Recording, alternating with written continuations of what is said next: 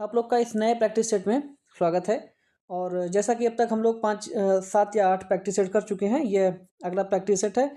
और विशेषकर इसमें हम लोग प्रश्न जो है वो उच्च न्यायालय यानी हाई कोर्ट से है। जो कि हाई कोर्ट कहाँ-कहाँ है अपना? एक हाई कोर्ट अब इलाहाबाद में है, जिसका नाम बदल के प्रयागराज कर दिया गया है। और दूसरा क्या है, उसी का बेंच है अपने यहाँ लखनऊ में। तो हमारे यहाँ तो क्या हो रहा है, बस केवल नाम बदला जा रहा है। हमारे यहाँ क्या हो रहा है, बस नाम बदला जा रहा है जगह का। बाकी ना एग्ज़ाम हो रहा है, ना एग्ज़ाम कोई नया वैकेंसी है। प्राइमरी में छोड़ दीजिए, टीजीटी, पीजीटी किसी का ना एग्ज़ाम करवा रहे हैं लोग। केवल आयोग खेल रहा है, अध्यक्ष खेल रहे हैं। लेकिन अगर पढ़ाई छोड़ दिया जाएगा तो सब भूल जाएगा।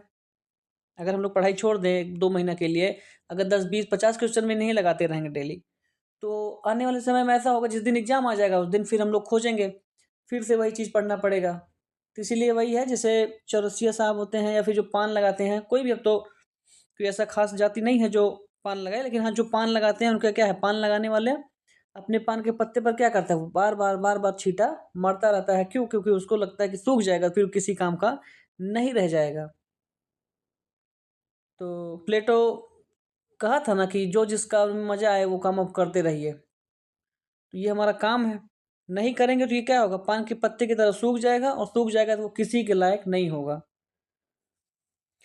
तो हम लोग हाई कोर्ट से संबंधित कुछ महत्वपूर्ण प्रश्न करेंगे, और इसमें केवल हाई कोर्ट से संबंधित प्रश्न हैं, उच्च न्यायालय।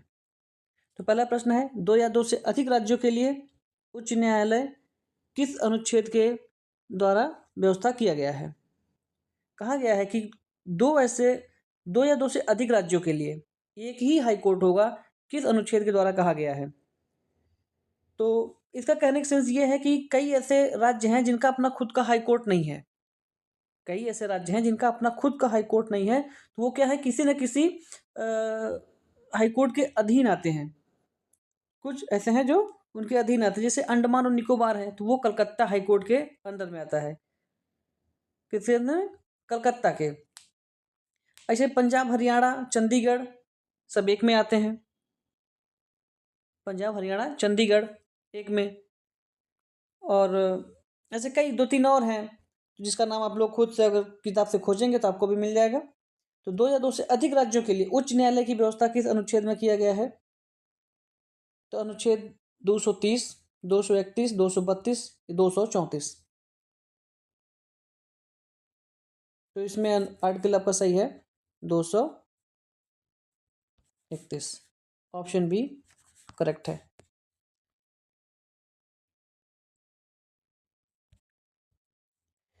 किस संविधान संशोधन से यह कहा गया है कि 2 या 2 से अधिक राज्यों के लिए एक ही उच्च न्यायालय बनाया जा सकता है? यह तो ठीक है कि 231 में कहा गया कि 2 या 2 से अधिक राज्यों के लिए एक हाई कोर्ट होगा, ये आर्टिकल 231 में है। लेकिन यह किस संविधान संशोधन से किया गया है? तो 7वां संविधान संशोधन, या फिर 8वां संविधान संशोधन, या फिर 9th या फिर 10th?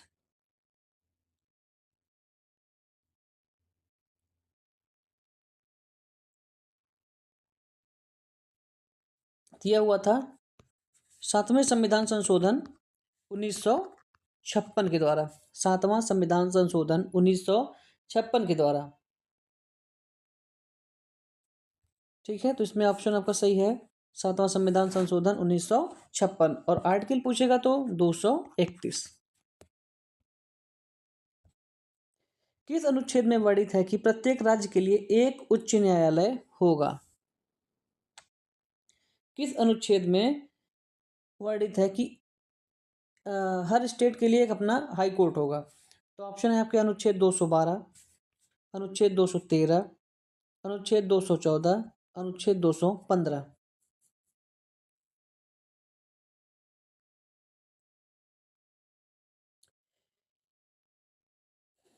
तो ये तो जानते हैं कि ये जो हाई कोर्ट है वो है कहाँ से कहाँ तक? तो ये है 214 से लेके 231 तक। 214 से लेके 231 तक, और यही आर्टिकल है 214 ही। ऑप्शन सी आपका सही है इसमें। ऑप्शन सी सही है कि प्रत्येक राज्य के लिए एक उच्च न्यायालय होगा। यह किसमें कहा गया है? 214 में। किस अनुच्छेद के द्वारा यह कहा गया है कि उच्च न्यायालय अभिलेख न्यायालय होगा? ऐसे ही प्रश्न बनता है सुप्रीम कोर्ट के लिए, उसमें भी अभिलेख न्यायालय, तदर्थ न्यायाधीश, कार्यवाहक न्यायाधीश, इस तरीके के प्रश्न पूछता है। जैसे तदर्थ न्यायाधीश कितने में है? 127 में। कार्यवाहक है 126 में। अब आप लोग बताइए कि सुप्रीम कोर्ट का अभिलेख न्यायालय किस आर्टिकल में है? तो ये किस अनुच्छेद में कहा गया है कि हाई कोर्ट अभिलेख न्यायालय होगा? 213, 214 में तो है कि प्रत्येक राज्य के लिए अपना एक हाई कोर्ट होगा, 215 या 216।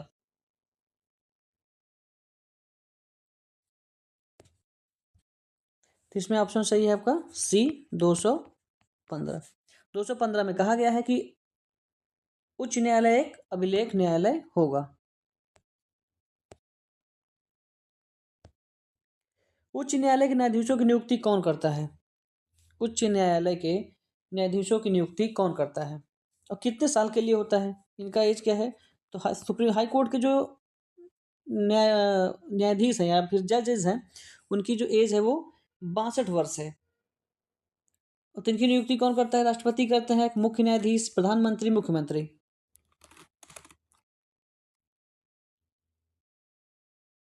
तो इनका नियुक्ति करते हैं कौन? ऑप्शन ए सही है, राष्ट्रपति। कौन करते हैं? राष्ट्रपति। राष्ट्रपति इनकी नियुक्ति करते हैं और जब नियुक्ति जो कर रहा है उसी के पास आपका रिजिग्नेशन लेटर, मतलब अगर उनको छोड़ने का मन है तो ये पद त्याग भी उन्हीं के पास जाके कर सकते हैं।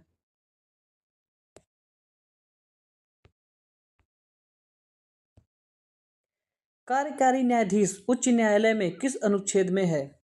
कार्यकारी जैसे उसमें है 126 में, सुप्रीम कोर्ट में 126 आर्टिकल में है।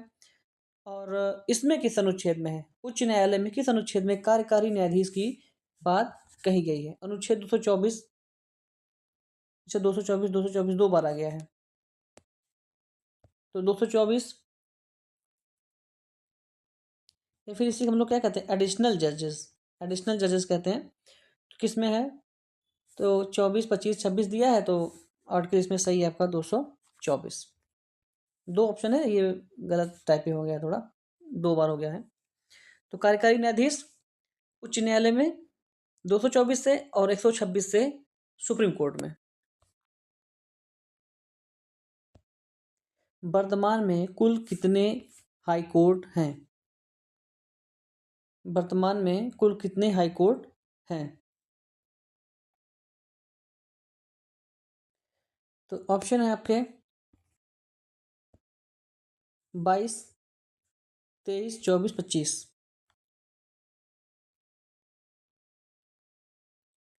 तो कुल हाई कोर्ट की संख्या कितनी है? कुल हाई कोर्ट की संख्या है 25। Option D.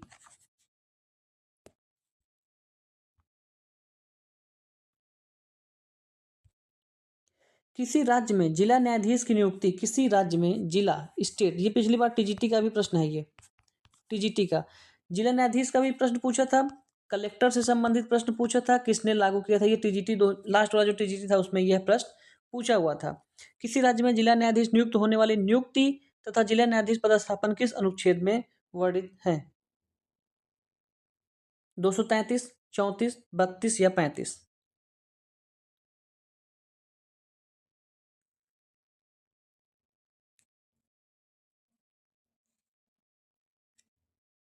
तो ये किस अनुच्छेद में है? 233, 34 या फिर 32?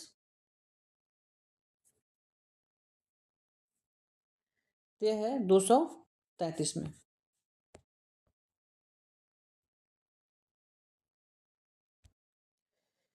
अधीनस्थ न्यायालय अपने क्षेत्र से बाहर किसी विषय पर सुनवाई करता है। अधीनस्थ न्यायालय मतलब जो जिला न्यायालय है या फिर कोई भी न्यायाधीश हो जो अपने अधीनस्थ न्यायालय होगा, जो अपने अधिकार क्षेत्र से बाहर सुनवाई करता है विषय पर, तो ऊपरी न्यायालय किस मामले द्वारा इसको अपने पास मंगा लेता है? अधिकार परीक्षा, परमादेश, प्रतिषेध या उत्प्रेषण? परमादेश, प्रतिषेध या फिर उत्प्रेषण?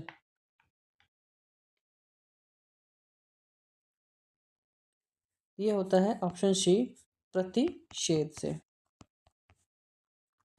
प्रतिषेध से क्या होता है कि अधीनस्थ न्यायालय जब अपने क्षेत्र से अधिकार किसी विषय पर सुनवाई करता है तो ऊपरी न्यायालय क्या करता है? उसको अपने पास बुला लेता है कि भैया रहने दीजिए, आपके बस का नहीं है ये।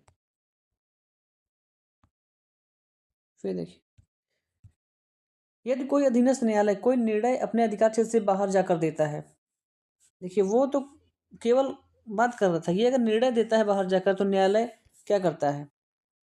उत्प्रेषण जारी करेगा, परमादेश, प्रतिषेध या फिर इनमें से कोई नहीं।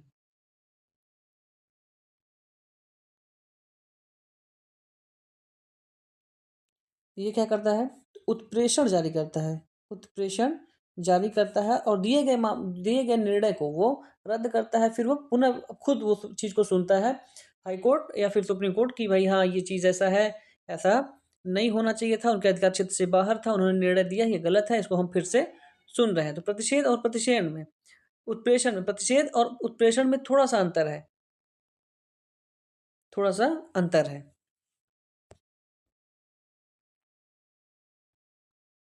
ठीक है, ये हम लोग का हो गया हाईकोर्ट से संबंधित जो भी प्रश्न थे, ये हम लोग कर लिए। और टोटल कितने हैं? तो लगभग टोटल 25 हाई कोर्ट हैं, 25 हाई कोर्ट हैं। पहले ये संख्या कितनी थी? पहले ये संख्या 21 की थी, पहले ये संख्या 21 की थी, अभी क्या हो गया है? ये 25 की है। और जिला न्यायाधीश जो है पूछता है, जिला न्यायाधीश किस आर्टिकल में है? 233 में, जिला न्यायाधीश में 233 में। 231 में क्या है? 2 या 2 से अधिक राज्यों के लिए एक ही उच्च न्यायालय काम करेगा। ये कोई ये 2 या 2 से अधिक राज्यों के लिए एक हाई कोर्ट हो सकता है, आर्टिकल 231 में है। ठीक, फिर कोई प्रैक्टिस किया जाएगा, फिर उसमें हम लोग मिलते हैं। तब तक के लिए धन्यवाद।